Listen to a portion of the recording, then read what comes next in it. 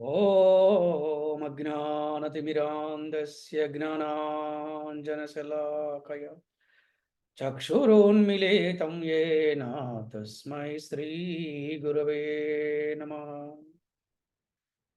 శ్రీచైతన్యమనోభీష్టం స్థాపితం యేన భూతలే స్వయం రూపః కదా మహ్యం దదాతి స్వపదాంతికం. నమో విష్ణుపదాయ కృష్ణప్రేష్టాయ భూతలే శ్రీమతే భక్తి వేదాంత స్వామినితి నామినే.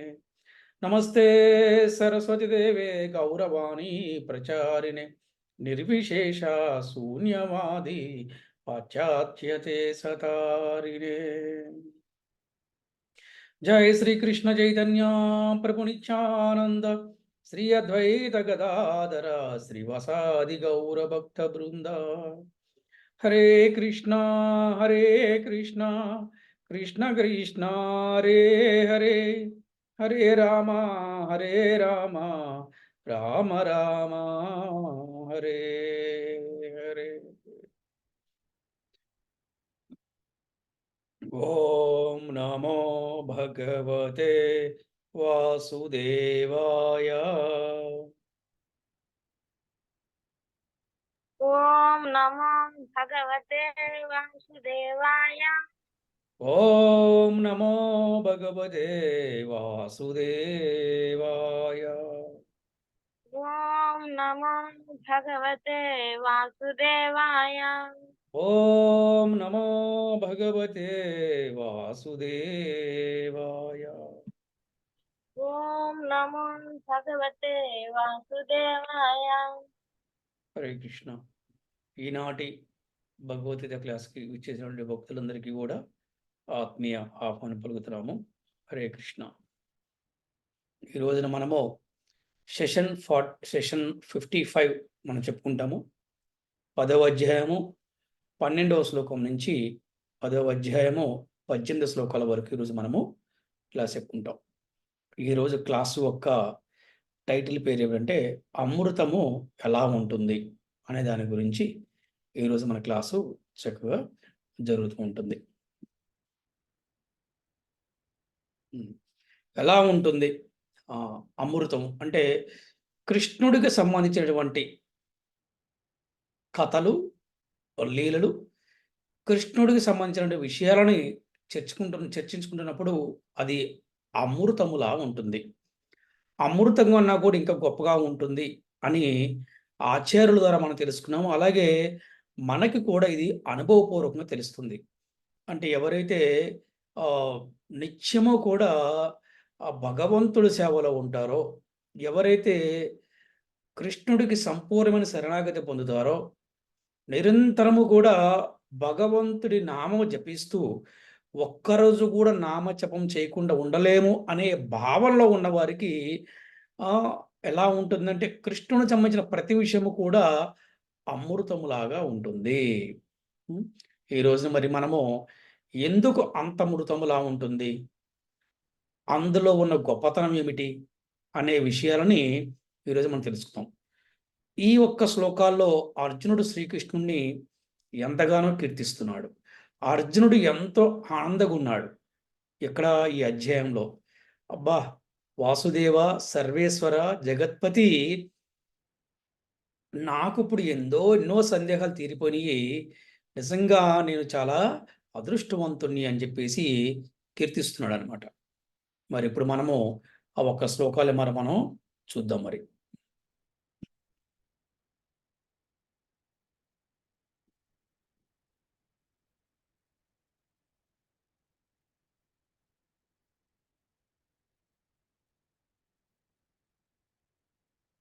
శ్రీకృష్ణునికి సంబంధించిన ఏ వర్ణనమైనను లేదా విషయమైనను వాస్తవం మనకు అమృతముతో సమానము. అట్టి అమృతమును ఎవరైనను అనుభవపూర్వకముగా ఆస్వాదించవచ్చును. అది అందుకని ప్రతి ఒక్కరికి కూడా ఒక పర్సనల్ ఎక్స్పీరియన్స్ అవ్వాలి కృష్ణుడితోటి. అప్పుడు ఎలా ఉంటుందంటే కృష్ణునికి సంబంధించినటువంటి ఏ కథ అయినా, ఏ లీలైనా కూడా, ఏ కీర్తనైనా, ఏ నామజపమైనా కూడా అమృతముతో సమానంగా ఉంటుంది.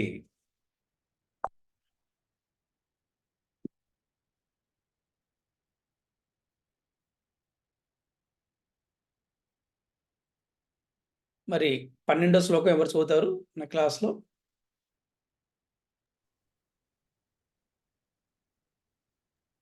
హరే హరే కృష్ణ కృష్ణ. గురూజీ, పద్మజ గురూజీ. మాతాజీ, వెంకటకృష్ణ మాత చదవండి. అర్జున ఉవాచ పరబ్రహ్మం పరం ధామ పవిత్రం పరమం భవాన్ పురుషం శాశ్వతం దివ్యమాది దేవమజం విభుం. 13 కూడా చదవమంటారా గురుజీ? చదవండి మాతాజీ. అహుస్త్వాం ఋషయః సర్వే దేవర్షి నారదాస్తదా అసితో దేవలో వ్యాసః స్వయం చైవ బ్రవీషి మే. హరే హరిబోల్, కృష్ణ హరే గురుజీ. కృష్ణ, హరిబోల్. అర్జునుడు పలికెను, నీవు దేవాది దేవుడవు, పరంధాముడవు, పరమ పవిత్రుడవు, పరతత్వము, శాశ్వతుడవు, దివ్యుడవు, ఆది పురుషుడువు, అజుడువు, విభుడవు, నారదుడు, అసితుడు, దేవుడు, వ్యాసుడు వంటి మహర్షులు ఎందరో నిన్ను గూర్చిన ఈ సత్యమునే త్రోపరిచి ఉన్నారు. ఇప్పుడు స్వయముగా నీవు కూడా అదే విషయమును నాకు తెలియజేయుచున్నావు. అందుకని అమృతమలా ఉంటుందంట కృష్ణుడి గురించి తెలుసుకున్నప్పుడు. చూడండి, ఇప్పుడు అర్జునుడు ఏం తెలుసుకున్నాడు? దేవాది దేవుడని తెలుసుకున్నాడు, పరంధాముడు అని తెలుసుకున్నాడు, పరమ పవిత్రుడని తెలుసుకున్నాడు, పరతత్వం అని తెలుసుకున్నాడు. అంటే పరతత్వం అంటే ఏంటి? మనకి తెలిసింది కాకుండా వేరేది ఒకటి ఉన్నది. ఆ వేరేదే పరతత్వం. దాన్ని తత్వం అంటాము, దాన్ని పరతత్వం అంటాం అనమాట. అంటే ఈ భూలోకమే కాకుండా కృష్ణలోకం ఉన్నది, గోలోకము కూడా ఉన్నది. ఇవన్నీ కూడా మనకి వచ్చే ఆలోచనలు ఇవన్నీ కూడా మనం పరతత్వం అంటాం. శాశ్వతుడు అంటే మనం చెప్పుకునే మిత్తం కూడా, అంటే భగవంతుడికి ఎక్కడా కూడా జనన మరణాలు అనేవి ఉండవు. ఆది లేదు, అంతము లేదు. అంటే శాశ్వతుడు అంటే సనాతనమైన వాడు, నిత్యమైన వాడు, నిత్య ఆనందమయుడు, అటువంటి శాస్త్రం. అలాగే దివ్యుడువు అంటే నీకన్నా దివ్యమైన ఎవరన్నా ఉన్నారంటే ఇంకెవరు లేరు. దివ్య పురుషుడు అంటారు అందుకే ఆయన్ని.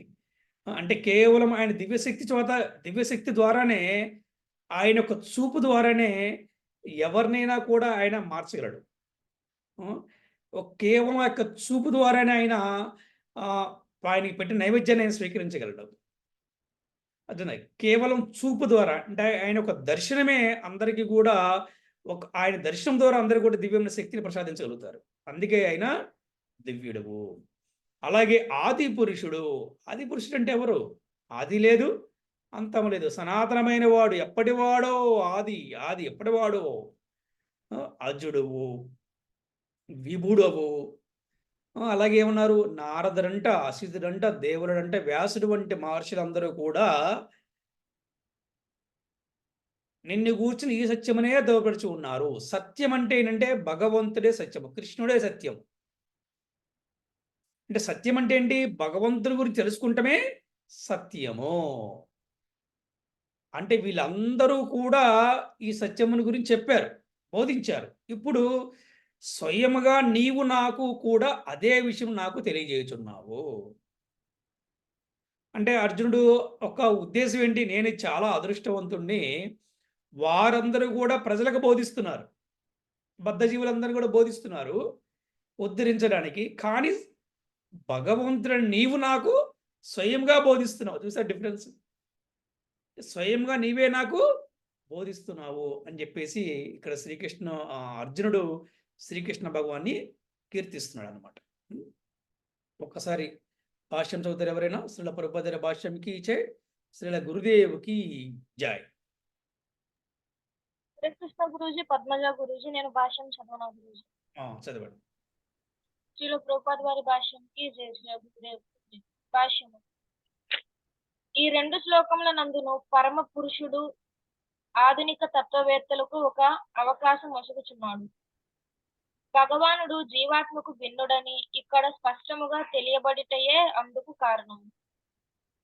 ఈ అధ్యాయము నందలి అతి ముఖ్యమైన 4 శ్లోకములను 8-11 వినిన పిదుప అర్జునుడు సర్వ సందేహముల నుండి విముక్తుడై శ్రీకృష్ణుని దేవాది దేవునిగా అంగీకరించను. ఒక్క నిమిషం మనం చూస్తే ఈ 8 శ్లోకాల నుంచి ఈ 11 శ్లోకాల వరకు శ్రీకృష్ణ భగవానుడు అర్జునుడికి ఉన్న సందేహాల నుంచి కూడా అతను విముక్తి పొందేలా చేశాడు. ఫర్ ఎగ్జాంపుల్ చూడండి, 10వ శ్లోకం చూసుకుందాం. ఏం చెప్పారు ఇక్కడ? తేషాం సతత యుక్తానం భజతాం ప్రీతిపూర్వకం దదామి బుద్ధి యోగం తం ఏనమాముపయాంతితే. చాలా క్లియర్ పిక్చర్ ఇచ్చేసారు ఇక్కడ కృష్ణుడు, క్లారిటీ ఇచ్చేసారనమాట. ఇక ఎటువంటి సందేహం లేకుండా క్లారిటీ ఇచ్చారు. ఏమన్నారు? ఎవరైతే నాకు ప్రేమగా సేవ చేయగుదురో వారికి తగిన బుద్ధి యోగమును నేను ఒసిగదను. అర్థమైందా? అంటే ఈ విధంగా అర్జునుడు సర్వ సందేహాల నుంచి కూడా ఆయన బయటపడ్డాడు, విముక్తుడైపోయాడు అనమాట. కంటిన్యూ చేయండి.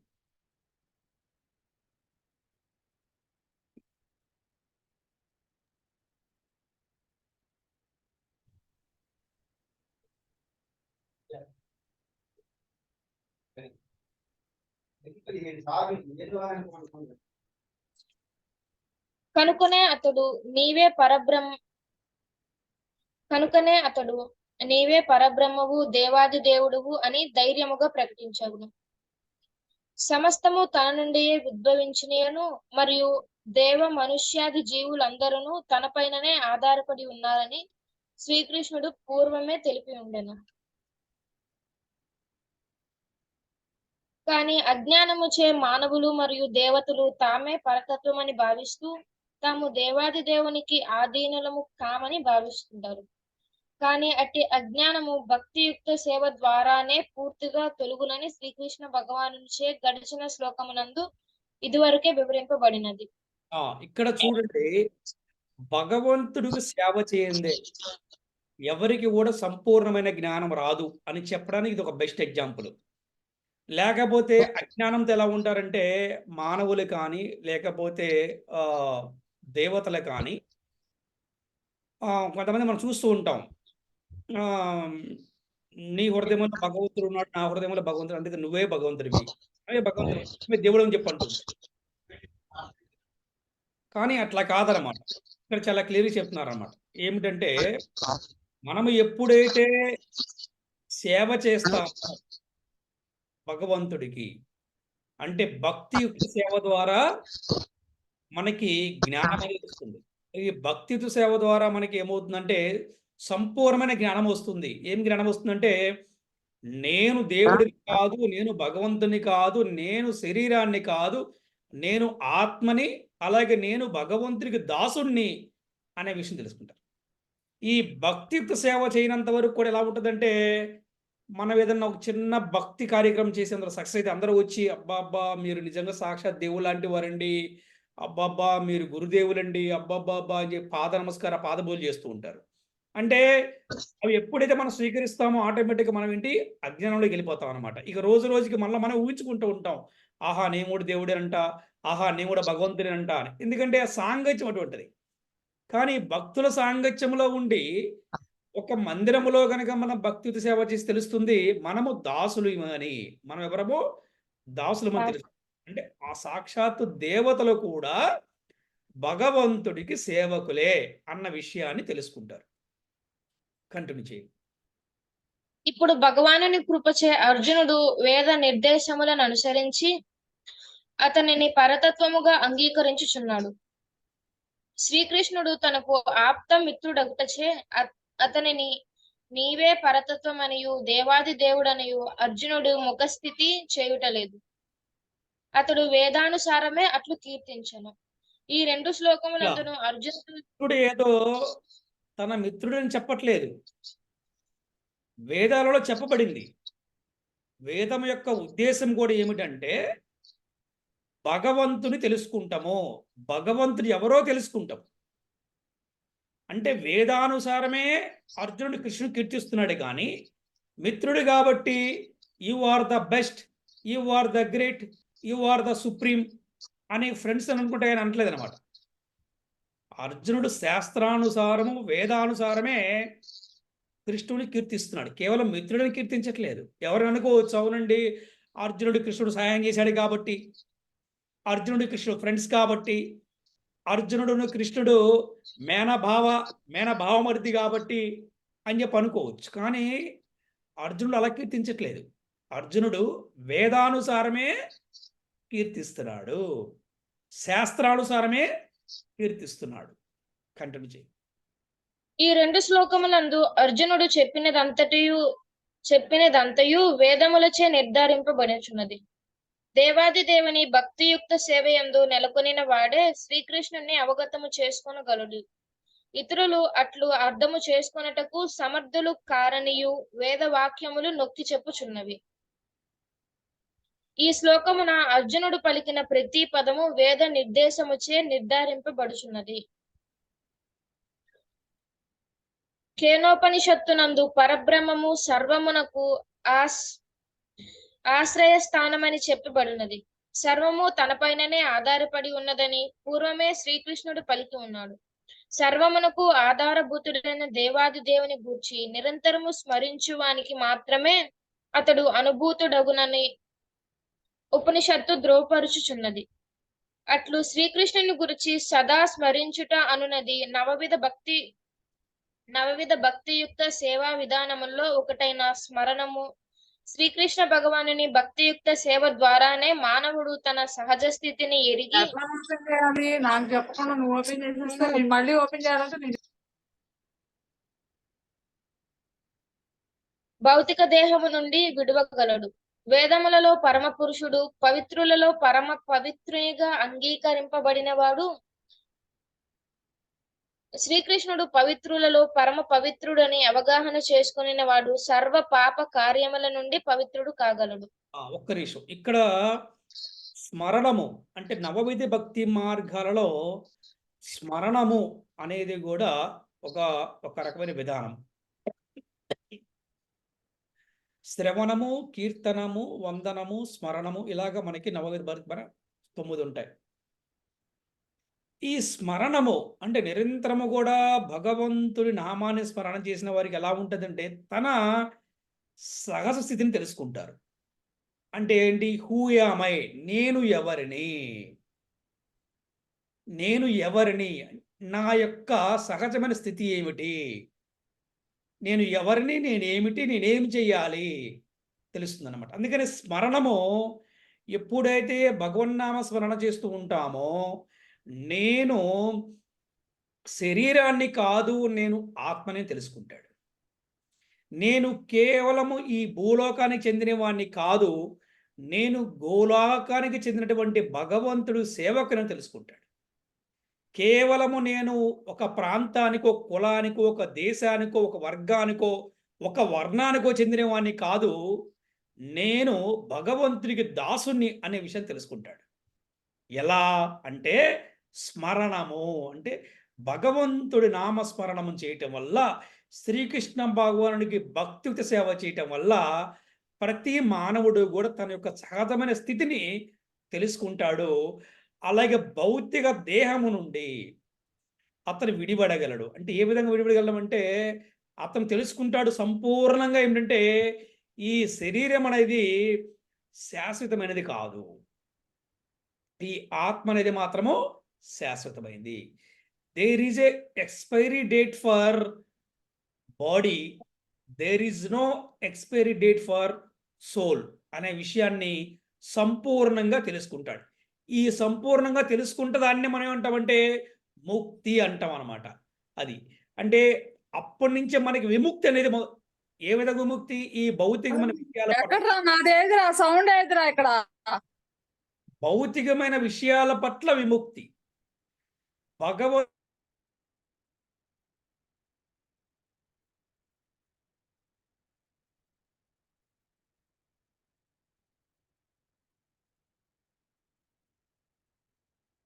సౌండ్ ఏది ఆఫ్ ఏది ఒకసారి ఆన్ చేయాలి.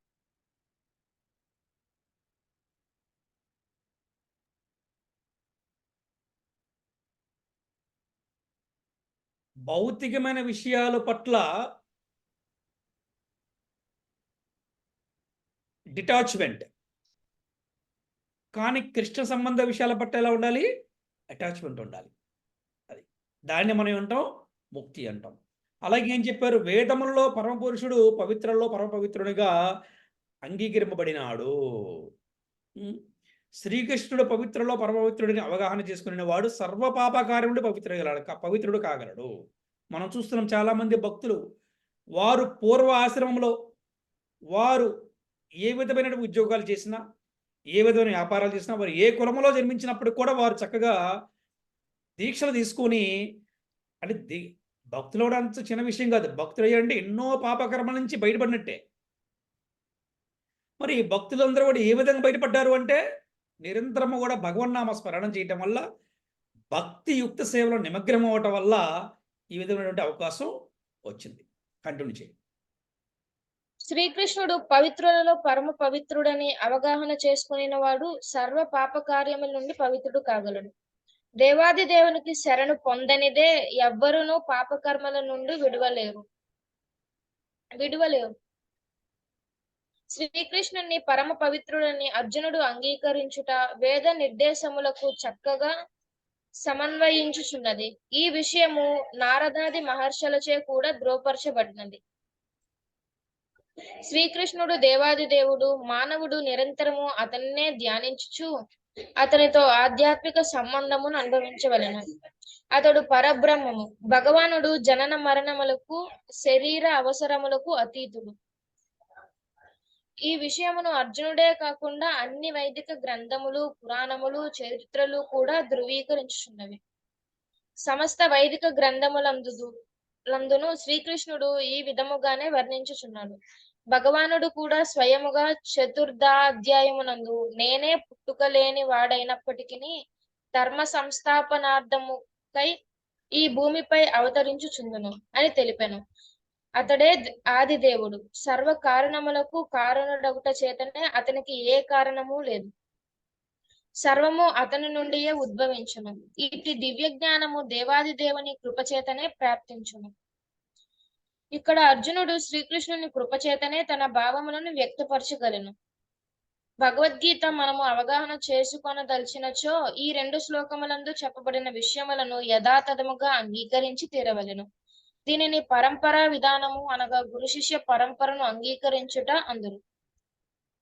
ఈ పరంపరను అంగీకరించనిదే ఎవరును భగవద్గీతను అవగాహన చేసుకొనజాలరు. ఇది సాధారణ లౌకిక విద్యచే సాధ్యము కాదు. దురదృష్టవశాత్తు లౌకిక విద్యా సంపదచే గర్వితులైన వారు కొందరు వైదిక గ్రంథములందు గొప్ప నిదర్శనము లభించుచున్నను శ్రీకృష్ణుడు సాధారణ మానవుడనేను తమ విశ్వాసమును మూర్ఖత్వముతో ఎన్నడును వీడకుండు. హరే కృష్ణ. ఇక్కడ చూడండి, ఇక్కడ అర్జునుడు కూడా శ్రీకృష్ణుడు కృపచేతనే తన భావాన్ని వ్యక్తపరచగలుగుతున్నాడు.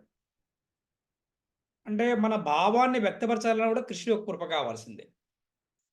అలాగే ఇంకేం చెప్తున్నారు? ఈ 2 శ్లోకాల్లో చెప్పబడిన విషయాలన్నీ కూడా యథాతథంగా అంగీకరించి తీరాలంట. అలాగే గీతా జ్ఞానాన్ని గురు శిష్య పరంపర ద్వారాలుగా మనకు స్వీకరించాలి. గురు శిష్య పరంపర మనము స్వీకరించాలని చాలా చక్కగా చెప్పారన్నమాట. ఈ పరంపరను అంగీకరించకుండా ఎవరిని కూడా భగవద్గీతను అవగాహన చేసుకొనజాలరు. భగవద్గీతను సంపూర్ణంగా అర్థం చేసుకోలేరు. ఎలా ఉంటుందండి అంటారు కదా, చెప్పడేదండి శ్రీకృష్ణుడు, మీరు ఎవరికైనా పూజ చేసినా ఏంటి, మీరు ఎవరికి పూజ చేసినా అది నాకే చెందని చెప్పారు కదా, అందుకని ఎవరికైనా పూజ చేస్తూ ఉంటుంటారు కొంతమంది ఏంటి. అలాగేనంటే ఎవరికి ఈ గీతా జ్ఞానం సంపూర్ణంగా అర్థమవుతుంది అంటే ఇక్కడ చెప్పారు, ఒక గురు శిష్య పరంపరను మనము అంగీకరించాలి. ఇది చెప్తుంది. అందుకని ఇది సాధారణమైనటువంటి లౌకిక విద్య వల్ల సాధ్యము కాదు. అందుకని ఎవరైతే మేము పండితులమని, మేము స్కాలర్స్ అని ఎవరైతే గర్వంగా ఉంటారో వారికి శ్రీకృష్ణుడు సాధారణ మానవుడని వారికి అనుకుంటారు. కానీ వాళ్ళు ఎప్పటికీ కూడా భగవంతుడి పట్ల విశ్వాసాన్ని కలిగి ఉండలేరు. హరే కృష్ణ. సో 14వ శ్లోకం ఎవరైనా?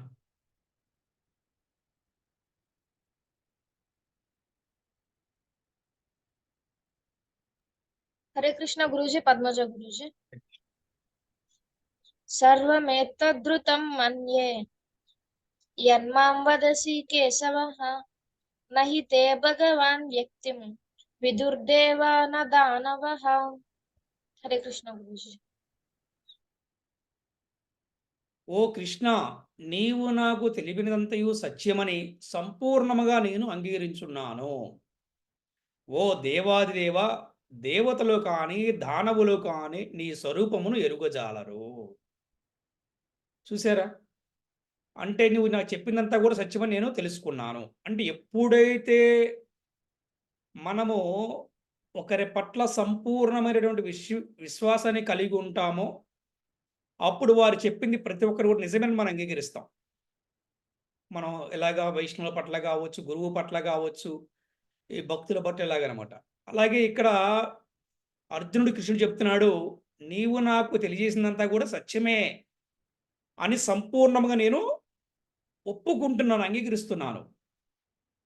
అంతేకాదు దేవతలు కానీ దానవులు కానీ నీ స్వరూపమును ఎరుగుజాలరు. కరెక్టే చెప్తున్నాడు శ్రీకృష్ణ భగవానుడు. యోగులకి నేను దర్శనం ఇవ్వను.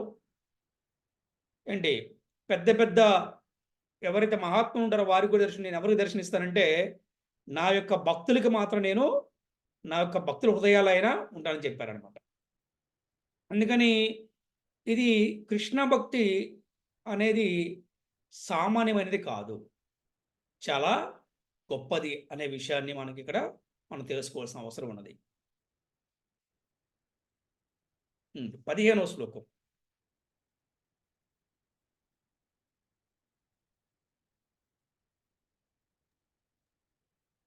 హరే కృష్ణ గురుజీ. హరే కృష్ణ.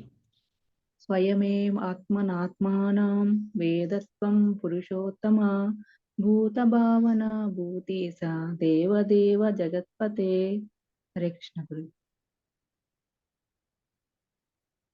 ఓ పురుషోత్తమ, సర్వకారణుడ, సర్వేశ్వర, దేవదేవ, జగత్పతి, నీ ఒక్కడివే.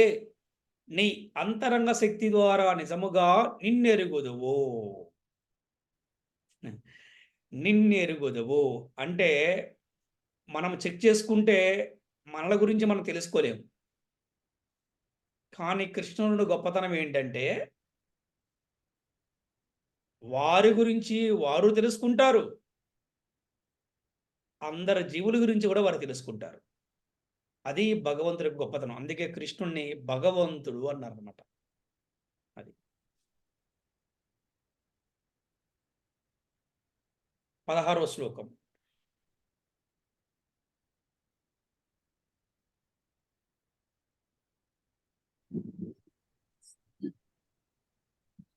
హరే కృష్ణ. హరే కృష్ణ.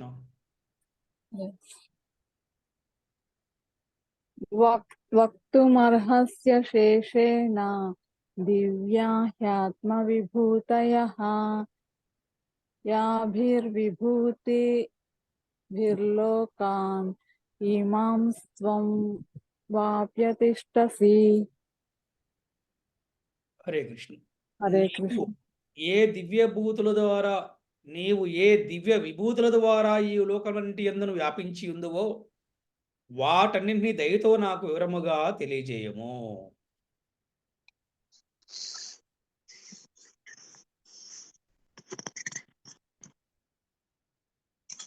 పదిహేడు శ్లోకం చదవండి ఎవరైనా. हरे कृष्ण प्रभु जी, दंडवत प्रणाम। प्रणाम प्रभु। कथं विद्यामहं योगिं स्वां सदा परिचिन्तयन् केषु केषु च भावेषु चिन्त्योऽसि भगवन्मया। हरि बोल। ओ कृष्ण, ओ योगीश्वर, నిన్ను సర్వదా నేను ఎట్లు చింతించగలను మరియు నిన్ను ఎట్లు ఎరుగలను. ఓ దేవాది దేవా, ఏ ఏ రూపములందు నిన్ను స్మరింపవలెనో. ఇక్కడ ఒక మంచి ప్రశ్న రావచ్చు అందరికి కూడా. అవును, భగవంతుడు అన్నారు, నేను ఏ ఏ రూపాల్లో భగవంతుని పూజించాలి అని చాలా మందికి ఒక ప్రశ్న ఉంటుంది. అదే ప్రశ్న ఇక్కడ అర్జునుడు అడిగాడు అనమాట. ఓ కృష్ణ, యోగీశ్వర అంటే యోగుల్లో కల్లా ఉత్తమైన వాడు. ఎప్పుడు కూడా ఎల్లవేళలా నేను ఎప్పుడు కూడా నిన్ను ఎలాగా చింతించగలగాలి, నిన్ను ఎట్లా తెలుసుకోవాలి, నిన్ను ఏ ఏ రూపాయల్లో స్మరించాలి అని చెప్పి అడుగుతున్నాడు.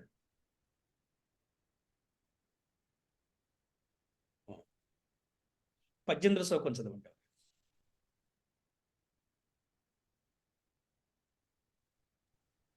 విస్తరేణాత్మనో యోగం విభూతిం చ జనార్దన భూయః కదయా తృప్తిర్వా శృణ్వాతో నాస్తి మే మృతం. హరే కృష్ణ. ఓ జనార్దన, నీ యోగ విభూతిని దయతో తిరిగి సమగ్రముగా వివరింపము. ఎంత అధికముగా శ్రవణము చేసినచో అంత అధికముగా నీ వచనామృతమును ఆస్వాదింపగోరినందున నిన్ను గూర్చి ఎంత శ్రవణము చేసినను తృప్తి కలగటలేదు. ఇదండి భక్తుడి యొక్క భావన ఎలా ఉండాలో అర్జునుడు చెప్తున్నాడు. నాయనా, ఎంత అధికముగా శ్రవణము చేసినచో అంటే ఎన్ని కథలు విన్నా నీవు నీ గురించి, ఎన్ని లీలలు విన్నా కూడా నీ గురించి ఎన్నిసార్లు చెప్పుకున్నా కూడా తృప్తి కలగటలేదు. ఎప్పటి నుంచి? చిన్నప్పటి నుంచి. అంటే ఒక రాక్షసుడు పాలివ్వటానికి స్త్రీ రూపంలో వచ్చినప్పటి నుంచి, మరి కంసుని చంపినప్పుడు, అరే రే రే ఎన్ని లీలలు, ఒకటా రెండా, మరి ఆ ప్రజలందరినీ కాపాడినప్పుడు, 7 సంవత్సరాల వయసులో గోవర్ధనగిరి పర్వతాన్ని చిటికిన వేలే మీద ఎత్తి 7 పగలులు 7 రాత్రులు ఆ గోవర్ధనగిరి పర్వతాన్ని చిటికిన వేల మీద నించోబెట్టి ఆ భూలోక బృందావన వాసులందరినీ కాపాడినటువంటి ఘనత ఎవరిదంటే కృష్ణుడిదే. హర్రెర్రే 16,000 మంది కన్యలని ఒక రాక్షసుడు వారిని తీసుకుని వెళ్ళి బంధించి శారీరకంగా మానసికంగా వారిని హింసిస్తుంటే వారిని కాపాడిన ఒక లీల వింటుంటే ఎంత అమృతంగా ఉంటుంది చెప్పండి. ఎంత అమృతంగా ఉంటుంది చెప్పండి. ఒకటేమిటి, రెండేమిటి, మూడేమిటి, ఎన్ని లీలలు చెప్పండి. అబ్బాబాబాబా, రాక్షసుల వల్ల, శత్రువు వల్ల ఈ మధురలో ఉన్నటువంటి యాదవులందరూ కష్టాలు పడుతున్నారని వారందరి కోసము కూడా సముద్రములో ద్వారకా నగరం నిర్మించావే. వినటానికి ఎంత అమృతంగా ఉంది చెప్పండి. ఎస్, ఇది కాదా నిజమైన అమృతం అంటే? ఒకటా రెండా, ఏ కులములో పుట్టిన వాడైనా, బ్రాహ్మణుడైనా, క్షత్రుడైనా, వైశ్యుడైనా, శూద్రుడైనా, ఆఖరి కుక్కమాసిన చెన్నలుడైనా సరే ప్రేమతో కృష్ణ అంటే పలుకుతావే. నిన్ను ఆశ్రయం కోరిన ప్రతి ఒక్కరికి సహాయం చేస్తావే. అరే, కుచేలుడు ఇంటికి వచ్చి నిన్ను కలిసి నిన్ను ఏమి అడగకుండానే కుచేలుడికి ఏమి కావాలో ఇచ్చావే. అరే, ఒక పండ్లు అమ్ముకునే ఆవిడి బృందావనంలో నీకు పండిచ్చి ఆకలి తీరిస్తే ఆ ఆవిడికి ఎన్ని వజ్రాలు ఇచ్చావు నాయనా. అబ్బా, ఇది కాదా అమృతం అంటే? ఒకటా రెండా, 100, 1000 ఎన్ని నీ గురించి ఎంత శ్రవణము చేసినప్పటికి కూడా తృప్తి కలగట్లేదు. ఇంకా వినాలనిపిస్తుంది, ఇంకా వినాలనిపిస్తుంది, ఇంకా వినాలనిపిస్తుంది. నాయనా, నీవు చేసిన లీలలు 5,000 సంవత్సరాల క్రితం ద్వాపర యుగములో చేసిన కృష్ణలీలలు ఇంకా ఇంకా ఇంకా వినాలనిపిస్తుందే, తృప్తి కలగట్లేదే. నీవు త్రేతాయుగములో రాముడుగా చేసిన లీలలు సుమారు 20 లక్షల సంవత్సరాల క్రితం చేసినప్పటి లీలలు ఇప్పుడు కూడా ఇంకా వినాలనిపిస్తుంది, రామ రామ రామ రామ అనాలనిపిస్తుంది. అరే 20 లక్షల సంవత్సరాల క్రితం జరిగినటువంటి రామలీల కూడా ఈరోజు చెప్పుకుంటున్నామే. ఇది కాదా అమృతం అంటే? అర్జునుడి యొక్క భావన ఇలా ఉంది అంటే మన భావన కూడా ఇలాగే ఉండాలి. భక్తుల భావన ఇలాగే ఉంటుంది.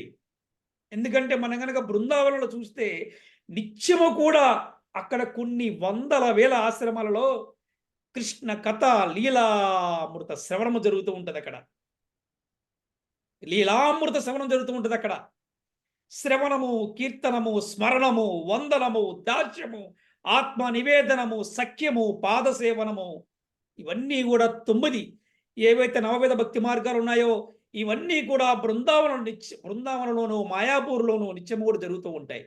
అబ్బా, ఇది కాదా అమృతం అంటే? ఎస్, ఇదే అమృతం అంటే. అందుకని కృష్ణ కథలు, కృష్ణ లీలలు, కృష్ణ సంబంధమైనటువంటి విజ్ఞానము నిత్యము కూడా ఆనందమయము, నిత్యము కూడా అమృతము లాంటిదే.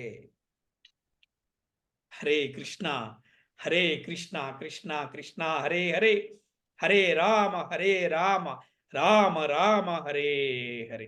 శ్రీల ప్రభుపాదికి జై, శ్రీల గురుదేవుకి జై. హరే కృష్ణ. ఈ రోజున క్లాసు మీలో ఎంతమందికి అమృతములా ఉందో చెప్పండి. నాకైతే అమృతములాగా ఉంది. మీలో ఎంతమందికి ఈ రోజు క్లాసు అమృతములా ఉందో చెప్పగలరా? అవును ప్రభు, అమృతం లాగా ఉంది ప్రభు, చాలా బాగుంది ప్రభు. హరే కృష్ణ. Very good. ఇంకెవరైనా చెప్తారా? ప్రభుజీ బాగుంది, అమృతం లాగే ఉంది నిజంగా. నిజంగా మనమైతే దేవతలలాగా అమృతాన్ని టేస్ట్ చేయలేము. దానికన్నా గొప్పగా ఉంది కదా నిజంగా మన భావన. అంటే కృష్ణ కథ వింటుంటే కదా ఏంటి అది. కృష్ణునికి సంబంధించి ఏ వర్ణనైనా మాట అయినా అమృతం వంటిదే.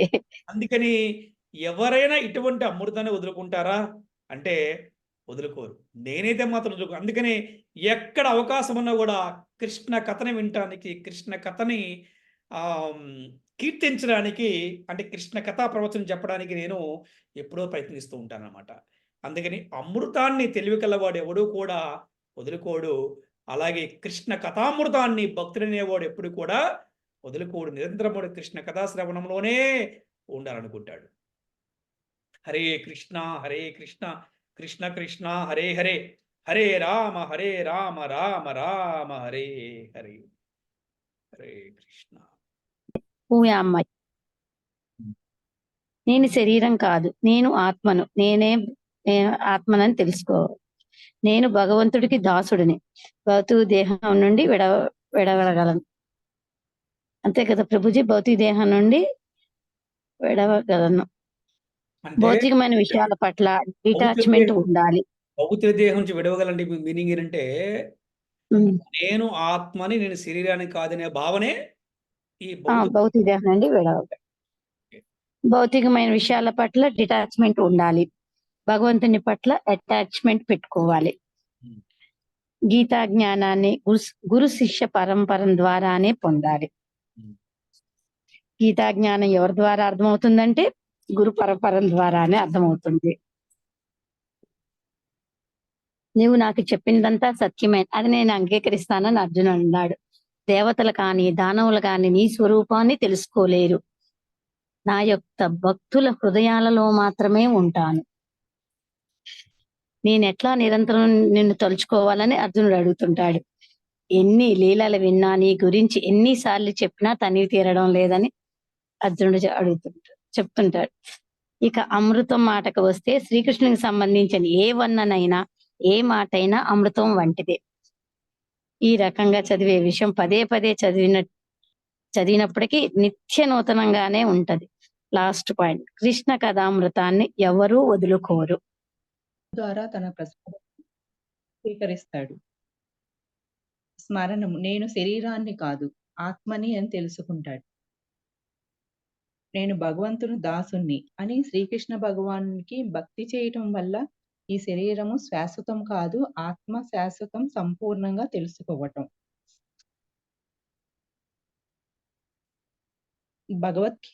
భగవద్గీతను గురు శిష్య పరంపరలో అంగీకరించడమే భగవద్గీత అర్థం అవుతుంది. నువ్వు నాకు తెలియజేసినది కూడా సత్యమే. దేవతలు కానీ దానవులు కానీ నేను దర్శనం ఇవ్వను. నా యొక్క భక్తులకే నేను దర్శనం ఇవ్వగలను. కృష్ణుడు తన గురించే కాదు అందరి గురించి తెలుసుకోగలడు. అందుకే ఆయన భగవంతుడు. ఓ కృష్ణ, నేను ఎట్లా తెలుసుకోవాలి, నిన్ను ఏ రూపంలో తెలుసుకోవాలి అని అడుగుతున్నాడు అర్జునుడు. నాయన, ఎంత శ్రవణం చేసినా నా గురించి ఎన్నిసార్లు చెప్పుకున్నా 55లో ఓకే. ఈ రోజు జరిగిన ఈ సెషన్ 55 నుంచి ఏం తెలుసుకున్నామంటే అసలు అమృతము ఎలా ఉంటుంది అనే దాని గురించి తెలుసుకున్నాం గురూజీ. అండ్ ఇక్కడ అసలు సత్యం అంటేనే భగవంతుని తెలుసుకోవడం. పురాణాలు మొత్తం వేదాలు మనకి చెప్పేవి భగవంతుడు ఎవరు, భగవంతుని ఎలా చేరుకోవాలి అని చెప్పడమే వాటి యొక్క ఉద్దేశం. అండ్ జీవులంతా కృష్ణుని పైనే ఆధారపడి ఉన్నాయని కృష్ణుడే చెప్పారు.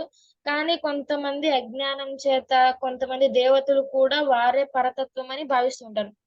అలాంటి వారు దేవాది దేవునికి ఆధీనులు కారు అని భావిస్తారు గురూజీ.